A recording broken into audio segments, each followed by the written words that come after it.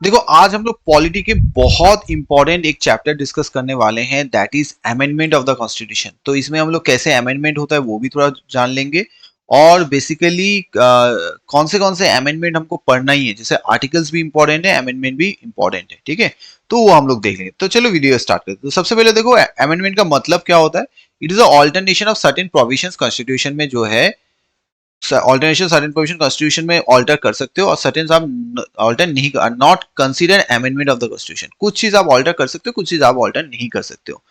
Such provisions can be altered by the parliament by simple majority. जो alteration हो जाए कुछ आपका सिंपल मेजोरिटी में हो जाता है। Other provision of constitution can be change only by the process of amendment prescribed in article 365। कुछ चीज जो है बिना अमेंडमेंट का आप सिंपल मेजोरिटी में चेंज कर सकते हो, कुछ चीजें आपको चेंज करना होगा जिसको हम लोग अमेंडमेंट कहते हैं, वो आर्टिकल 368 में दिया हुआ है। In case of provision which affect the federal structure, a ratification by the legislature of at least half of the state is required before bill is presented to the president for his assent। मतलब समझ लो, मान लो एक bill है, जैसे आप GST का example ले लो। तो जीएसटी क्योंकि वो सेंट्रल गवर्नमेंट का है और स्टेट मतलब फेडरल स्ट्रक्चर स्टेट को भी इंपैक्ट कर रहा है ना भाई। तो उसमें जीएसटी में क्या है, क्या हुआ था, जैसे बिल जीएसटी लोकसभा में पास हुआ, राज्यसभा में पास हुआ, फिर प्रेसिडेंट के पास साइन होने से पहले वो जाएगा आपका कहा, स्टेट लेजिस्लेचर। और मिनिमम 50% स्टेट्स को, स्टेट लेजिस्लेचर को उसको पास करना होता है। वो पास करेंगे तब फिर वो प्रेसिडेंट के पास जाएगा साइन होने के लिए। एक इंपॉर्टेंट कॉन्सेप्ट है, जरूर याद रख लेना। सच प्रोविजंस आर क्या क्या है, जैसे manner of election of president, president कैसे इलेक्शन होता है उसके ऊपर, extent of executive power, union और स्टेट का एग्जीक्यूटिव पावर कितना होगा वो, सुप्रीम कोर्ट, हाई कोर्ट, ये legislative power between union states, union और स्टेट्स में क्या देखो सभी, लेकिन स्टेट्स और सेंट्रल दोनों इसमें भागीदार है, इसीलिए ये सब आता है। देखो list in 7 schedule, representative of states in the parliament, provision of article 368, खुद यही तो सभी अगर चेंज करना है तो आपको जो है लेके जाना पड़ेगा स्टेट लेजिस्लेचर, और 50% of the state has to be assent the same. There is no separate constitution body provide for our constitution for the amending process. कोई अलग नहीं है, पार्लियामेंट को ही पावर दिया ही है करने के लिए, कोई अलग से कॉन्स्टिट्यूशन बॉडी नहीं है। An amendment of constitution can be initiated only by the introduction of bill for the purpose in either of the house। आपको बिल लाना ही पड़ेगा, कोई भी हाउस में लेके आओ, लेकिन बिल आपको लाना पड़ेगा। Amendment should be passed by a special majority, मतलब more than 50% of the membership of the house and by a more not less than 2/3 of the member of the house present and voting। मतलब more than 50% of the total membership of that house, उस membership 50% होना चाहिए, and by a majority of not less than 2/3 of the member of that house present and voting। 50% से ज्यादा membership जो है होना चाहिए, और एक 2/3, इसमें ही स्पेशल मेजोरिटी कहते हैं। Constitution stand amended in according terms of amendment bill after president, जब प्रेसिडेंट उसको साइन कर देगा तब हम लोग कॉन्स्टिट्यूशन को अमेंड मानेंगे। इसमें देखो हमारे कॉन्स्टिट्यूशन रिजिडिटी भी है और फ्लेक्सिबिलिटी भी है प्रोसीड्यूर में। क्यों रिजिड क्यों है, इसमें कुछ स्पेशल मेजोरिटी होते हैं, स्पेशल प्रोसीड्यूर होते हैं, तभी जाके ये होगा। There is no separate body, वो तो हम लोग ऑलरेडी देख भी लिए। स्टेट लेजिस्लेचर जैसे अलग कंट्रीज में, कुछ अलग कंट्रीज में है, जैसे आपका कॉन्स्टिट्यूशनल कन्वेंशंस भी है कुछ कुछ कंट्रीज में। State legislature can not initiate any bill और proposal for amendment of the constitution. State legislature मतलब कोई भी स्टेट वो कॉन्स्टिट्यूशन अमेंडमेंट के लिए कोई बिल इनिशिएट नहीं कर सकता है, ये सिर्फ और सिर्फ पार्लियामेंट ही कर सकता है। Subject to provision of Article 368, Constitution Amendment Bill are to be passed by Parliament in same way as ordinary bill। जैसे ordinary bill पास होता है ना, उसी तरह से आपका Constitution Amendment Bill भी पास होगा। The procedure for joint session is not applicable to bill for amendment of the Constitution। Joint session ये क्वेश्चन पूछा गया है एग्जाम में। अच्छा बताओ तो Constitution Amendment में क्या joint session होता है, तो नहीं होता है। The previous sanction of the president is not required for introducing any bill of amendment of such। कुछ कुछ बिल में आप देखोगे जहां पे previous sanctions चाहिए प्रेसिडेंट का, लेकिन कॉन्स्टिट्यूशन अमेंडमेंट बिल में आपको पहले से प्रेसिडेंट का अप्रूवल नहीं लेना है, जब हम लोग ये बिल लाने वाले हैं, जरूरत नहीं है। तो दो इंपॉर्टेंट चीज है क्वेश्चन।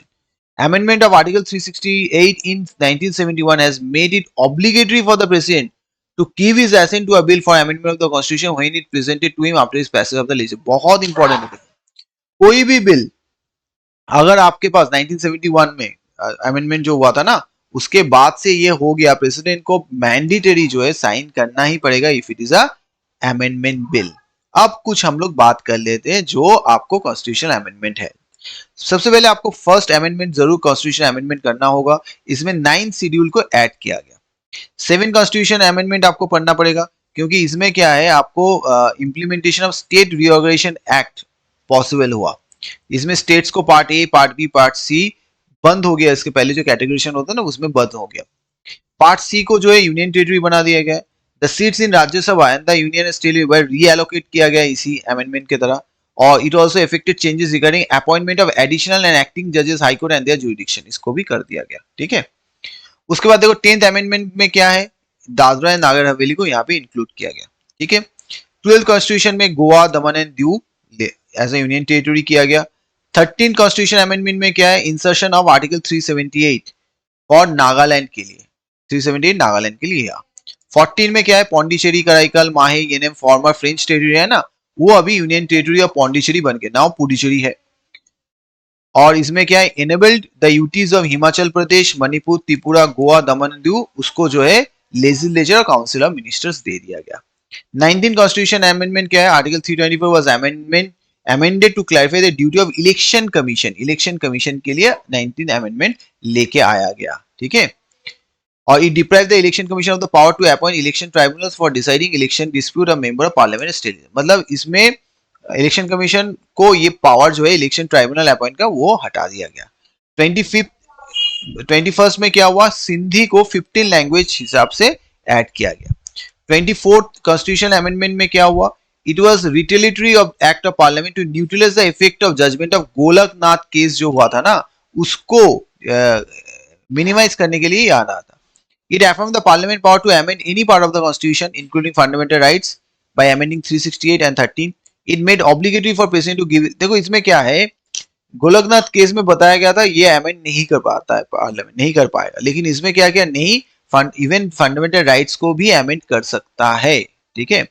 26 क्या है, इसमें recognition of ruler of princely state and the privy were abolish, खत्म हो गया। प्रिंसली स्टेट नहीं रहेगा, प्राइवी नहीं रहेगा, कुछ नहीं रहेगा, पूरा ये खत्म हो गया। 76 में क्या है, 76 में सिक्किम को 36 में क्या है, सिक्किम को आपको पूरा तरह से स्टेट बना दिया गया। 38 में क्या है, इसमें देखो declaration of emergency bye the president, president जो है इमरजेंसी डिक्लेयर कर सकता है, ऑर्डिनेंस ला सकता है, और ये जो ऑर्डिनेंस है वो चैलेंज नहीं हो सकता कोई कोर्ट में। 39 क्या बता रहे हैं, देखो द डिस्प्यूट और question regarding the election of president, vice president, prime minister, speaker, ये were taken out of the purview of judicial review of the Supreme Court और High Court। ये डिस्प्यूट जो भी है, इलेक्शन प्रेसिडेंट का हो, vice president, prime minister, speaker Lok Sabha, कुछ भी हो, ये सुप्रीम कोर्ट और हाई कोर्ट इसमें नहीं दखल दे सकते हैं। ठीक है। 42 में तो देखो बहुत सारा चेंजेस किया गया, सोशलिस्ट, सेकुलर, इंटीग्रिटी सभी इसमें प्रेम्बल में इनकॉर्पोरेट किया गया। फंडामेंटल ड्यूटीज को ऐड किया गया 4A का। फंडामेंटल प्रिंसिपल्स जो है were given precedence over fundamental right and any law effective parliament was kept beyond the scope of judicial review of the court, कोई भी अफेक्ट करता है पार्लियामेंट उसको जुडिशियल रिव्यू नहीं कर सकता है। It made the power of parliament supreme so that amendment to constitution was concern. ठीक है। उसके बाद ऑथोराइज सुप्रीम कोर्ट को, बहुत इंपॉर्टेंट देखो, सुप्रीम कोर्ट को certain type cases from another redeemed in read direction of the high court, कुछ कुछ केसेस को वहां से लेके आके रीड डायरेक्शन है ना, जो प्रोहिबिशन है, ये सब यहाँ पे इंट्रोड्यूस किया गया। It provide for administrative tribunal for the speedy justice, tribunal को लाया गया। It empowered the centre to deploy arm force, state को ये कर सकते हैं, authorise president to make emergency कोई भी पार्ट में लेके आ सकते हैं।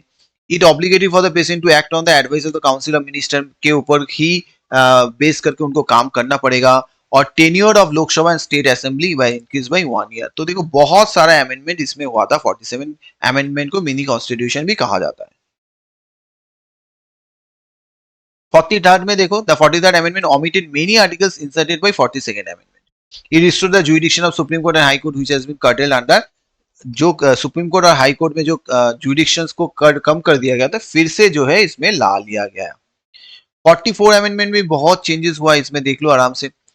इसमें जनता party government which repealed some of the changes affected by 42nd amendment, omitted a few and provided alteration, कुछ कुछ किया। इसमें इंपॉर्टेंट है, right to property was taken away from the fundamental right, और नया आर्टिकल 300A में डाल दिया ऐसा ऑर्डिनरी लीगल राइट, बहुत इंपॉर्टेंट है ये। 44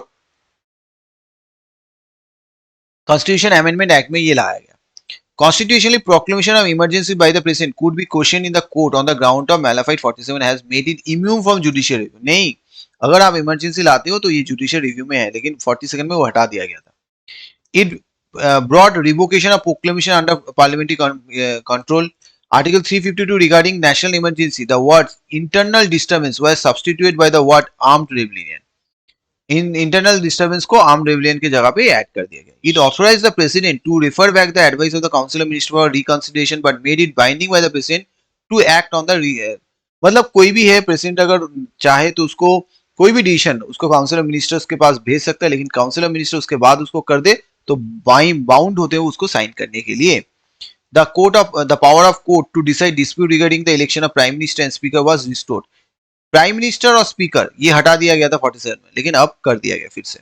constitution protection and publication proceeding parliament state legislatures provided दिया गया. तो बहुत इंपॉर्टेंट है ये. 52 में देख लेते. The amendment was brought during Rajiv Gandhi regime में लाया with a view to put an end to political defections.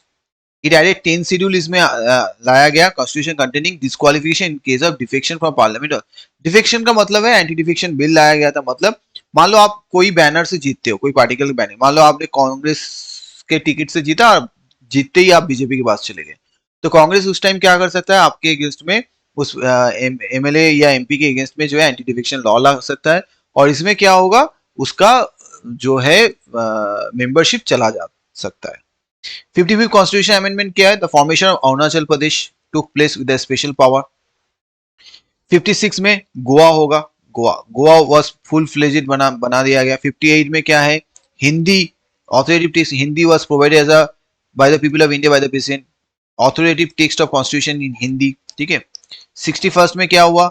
It brought about amended article for the reduction of voting age. 21 से 18 तक कर दिया. वोटिंग एज को 21 से 18 तक कर दिया. 62 में क्या हुआ? It increase the period of reservation seats schedule 10 साल के लिए अप टू 2000 तक बढ़ा दिया गया. 90 से 2000 तक. 65 में क्या हुआ? National commission for schedule caste and schedule tribe लेके आया गया. ठीक है. 69 में क्या है? इंसर्टेड कॉन्स्टिट्यूशन दो article, article 239A and 239AB provided national capital territory designation union territory of Delhi with legislative assembly and council of minister. उनको दिया गया. इनको जो है यूनियन टेरिटरी बनाया गया, लेकिन उनके साथ क्या दिया गया? Legislative assembly and council of minister. 70 में क्या है? देखो ऑल्टर किया 54 360 include member of legislative assembly of union territory of Delhi and Pondicherry electrical college for election. मतलब वहां पे इलेक्ट्रिकल इलेक्शन प्रेसिडेंट में वो लोग पार्टिसिपेट कर सकेंगे. 71 में क्या हुआ? मणिपुरी, कोंकणी, नेपाली, ये 8th शेड्यूल में ये 3 लैंग्वेज को ऐड किया गया. 73 में पंचायती राज को लाया गया. 74 में म्युनिसिपलिटीज को लाया गया. 78 में क्या है? This amended the 9th schedule of Constitution to insert 27 Land Reforms Act of various states. 27 land reforms include किया गया. बहुत इंपॉर्टेंट है. 79 में क्या हुआ? इसमें हुआ reservation for SC ST Anglo Indians in Lok Sabha and in state legislative assembly up to 69 years from the commencement of the constitution. 69 years तक इसको दिया गया है. 82 में क्या है? देखो it amended restore the relaxation in qualifying marks and standard of evaluation both job reservation promotion of schedule caste and schedule type which was set aside by the supreme court judgement in 1996. इसमें क्या है? Restore कर दिया. Supreme court ने इसको set aside कर दिया था. एक क्वालिफाइंग मार्क्स हो, एवल्यूशन कैसा हो, job reservation and promotion, job reservation में एंड प्रमोशन में, दोनों ही में schedule caste and schedule tribe को दिया गया. 84 में क्या है? This amendment provides that till the publication of the relevant figure of the first census after 2026, the assignment of population of state following purpose shall be made. Census shown against the item. ये सब रहेगा. Census कौन सा census? देखो election of president के लिए 1971 census माना जाएगा. अलॉटमेंट ऑफ सीट्स लोकसभा के लिए 1971, टेरिटोरियल लोकसभा के लिए 1991, लेजिस्लेटिव असेंबली के लिए 1991. ठीक है. 91 में क्या बताया गया? This amend limit of size of minister of the centre according to new prime minister council of minister 15% से ज्यादा नहीं हो सकता. बहुत इंपॉर्टेंट ये है. 15% से नहीं होना चाहिए लोकसभा और विधानसभा कुछ भी हो. New clause 1B of the article 75 provides a member of either house of parliament belonging to any political party who is disqualified for being a member of the on the ground of defection shall be disqualified to be appointed as a minister. जिसको anti defection law में disqualify किया गया है उसको आप ministers नहीं बना सकते हो. ठीक है. However, the number of ministers, including the chief minister in a state, shall not be less than 12. 12 से कम नहीं होना चाहिए। कौन कौन स्टेट में? Sikkim, Mizoram and Goa. 92nd amendment क्या बता रहा है? It amend the 8th schedule of the constitution and has 4 new language, Bodo, Dogri, Maithili, Santhali. ये 97 में ऑफिशियल लैंग्वेज, अभी 22 हो गया, 18 था, 4 ऐड करने के बाद ये 22 तक चला गया। 93rd अमेंडमेंट में क्या है देखो, provide reservation and admission private unaided educational institution for student belonging to SC, ST and OBC। ठीक है, इसको यहाँ 93 में दिया गया। 94 में क्या हुआ? Excluded Bihar from the provision of clause 1 of article 164 of the constitution which provide that there shall be a ministry in charge of tribal welfare who may be in addition or charge of the welfare of the scheduled caste and backward class in Bihar, Madhya Pradesh and Odisha। It extends the provision to newly formed state of Chhattisgarh and Jharkhand। ये क्या होगा? Excluded Bihar, मतलब बिहार को हटा दिया गया था, किससे? ना शैल बी मिनिस्टर, जो ट्राइबल वेलफेयर के लिए एक मिनिस्टर होगा, उससे बिहार को नाम हटा दिया गया था। अच्छा, 95th अमेंडमेंट क्या है? 95th अमेंडमेंट क्या है? Extended the reservation of seat SC ST in Lok Sabha and state assembly by another 10 साल, फिर 10 साल के लिए 2000 से 2010 तक बढ़ा दिया गया। This time period 60 years under article of constitution was to lapse in इतना 2010 को खत्म होगा। ओके। 98 में क्या है? 98 में इंसर्शन ऑफ आर्टिकल 371J जो कर्नाटका के लिए इंपॉर्टेंट प्रोविजंस है। 99 में क्या है? Insertion of new article 124A, 24B, 26। इसमें क्या हुआ? Amendment provision formation of national judicial appointment commission. 16 state assembly out of 28 state including Goa, Gujarat, Rajasthan ratified the central resolution that enabled the president of India to give his assent to the bill। however the Supreme Court on 16 August quashed the amendment in toto, पूरा quash कर दिया था इसको। इसमें क्या हुआ? इसमें बोला था नेशनल जुडिशियल अपॉइंटमेंट कमीशन होगा, मतलब एक अलग से कमीशन होगा जो कि ना सुप्रीम कोर्ट के जजेस उसको अपॉइंट करेंगे, लेकिन बाद में ये पूरा अक्टूबर 2015 को इसको पूरा स्क्वैश कर देगा 99 अमेंडमेंट। ठीक है। 100 कॉन्स्टिट्यूशन अमेंडमेंट क्या बता रहा है? Amendment first schedule of the constitution of India to be give effect the acquiring of territory by India transfer certain territory of Bangladesh and citizenship of signing land boundary agreement treaty between India and Bangladesh. मतलब इसमें बताता हूँ 100 में क्या हुआ, कुछ dispute चल रहे थे इंडिया बांग्लादेश टेरिटरीज में, तो इसमें एक्सचेंज होके पूरा क्लियरली दे दिया गया। ठीक है। 101 में क्या है देखो, ये जीएसटी, पूरा जीएसटी का प्रोविजन 101 में लेके आया गया, बहुत इंपॉर्टेंट है 101। अच्छा, 102 में क्या हुआ? ये देखो national commission for backward classes, इसका प्रोविजन स्टेटस दिया। अच्छा, 103 में क्या है? ये क्या है? Special provision for advancement of economically weaker citizens, इसको दिया गया आपका कॉन्स्टिट्यूशन में जो है क्लॉज ऐड किया गया, जिसको स्पेशल प्रोविजन किसको मिलेगा? Economically weaker section of the citizen से। 104 में क्या है देखो, फिर रिजर्वेशन जो है एससी एसटी लोकसभा के लिए फ्रॉम 70 इयर्स टू 80 इयर्स कर दिया गया। Remove the reserve seat for Anglo Indian community, हटा दिया गया। 105 में क्या है? Power to state government to identify other backward class, ये पावर दिया गया स्टेट गवर्नमेंट को, वो आइडेंटिफाई करते हैं जो अदर बैकवर्ड क्लासेस है, सोशली और एजुकेशनली भी हो सकता है। This amendment annul the supreme court judgement, इसको खत्म कर दिया, which has empowered only the central government for such identification. इससे पहले सुप्रीम कोर्ट ने क्या कहा था? सिर्फ और सिर्फ ये सेंट्रल गवर्नमेंट कर सकता है, इसको हटा के स्टेट को भी दे दिया गया। और 106 में क्या है? टू रिजर्व 1/3 ऑफ सीट इन लोकसभा, ये आर्टिकल याद रखना 330 है, स्टेट लेजिस्लेटिव असेंबली 332 है, Delhi legislative assembly 239A for women of period of 15 साल के लिए रिजर्वेशन मिलेगा जब से ये आएगा। तो ये कुछ दिन पहले जब देखो हो गया आपने नया संसद भवन बना, तो ये बिल वहां पे पास कराया गया, 106 कॉन्स्टिट्यूशन अमेंडमेंट बिल। ठीक है, तो चलो कैसा लगा? Thank you for watching, bye bye.